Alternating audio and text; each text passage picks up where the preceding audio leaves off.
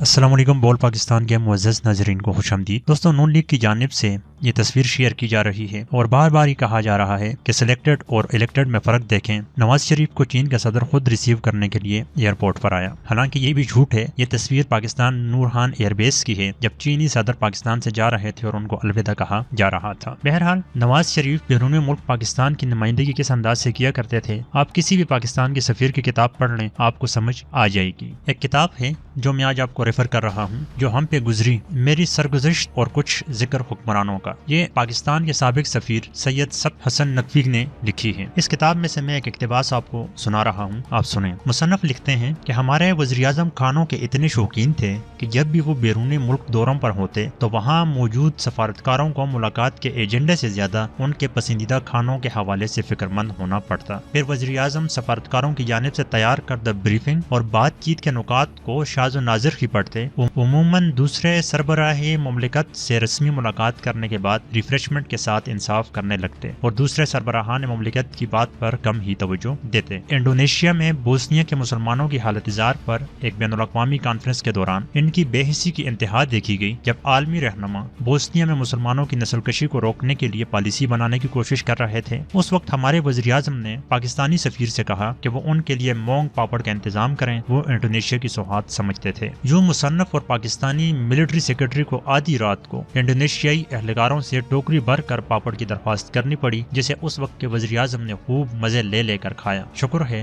कि उन्होंने होटल के कमरे में पहुंचने तक का इंतजार किया। भारतीय हम मनसब के नाश्ते पर खानों के शौकीन हमारे वज़ीर-ए-आज़म एक मीटिंग के दौरान मसले कश्मीर या किसी भी मसले पर बात ही नहीं कर सके। उसकी वजह ये थी कि भारत की जानिब से जानबूझकर एक बेहतरीन लाहौरी नाश्ते का एहतमाम किया गया। गुफ्तगू के लिए मुख्तस तमाम वक्त नाश्ते की तारीफों में गुजर गया। ये एक सफीर की दास्तान है। आपको मैं वीडियोस भी इससे पहले दिखा चुका हूँ। हमारे मियां मोहम्मद नवाज शरीफ पाकिस्तान में तो मशहूर थे खानों की लज्जतें उठाने के लिए, लेकिन बैरूनी मुल्कों में भी जाकर ये यही करते रहे और पाकिस्तान को एक एक विजिट जो है $8 लाख ऐसी बड़ी अमाउंटों में पाकिस्तान को पड़ता रहा। ये लोग उठकर आज जब इस तरह की बातें करते हैं तो इनको चिल्लू भर पानी में डूब जाना चाहिए कि इनके वक्तों में पूरी दुनिया पाकिस्तान को एक दहशतगर्द मुल्क के नाम से जानती थी। वो अरब ममालिक थे, वो अमेरिका था या चीन था, जो भी ममालिक थे वो पाकिस्तान को अपने घर की लूंडी समझती थी। आज इमरान खान चीन की तरफ जा रहा है तो अमेरिका डूम वॉर का मुतालबा नहीं कर रहा, बल्कि अमेरिका ये कह रहा है कि हमें पाकिस्तान और चीन की दोस्ती से किसी किस्म का कोई खदशा नहीं है। तो इसलिए मैं अक्सर कहा करता हूँ कि अगर आपने सियासतदानों या हुक्मरानों को पढ़ना है, समझना है, तो बेहतर यह है जो सफीरों की लिखी हुई किताबें होती हैं उनको आप पढ़ा करें।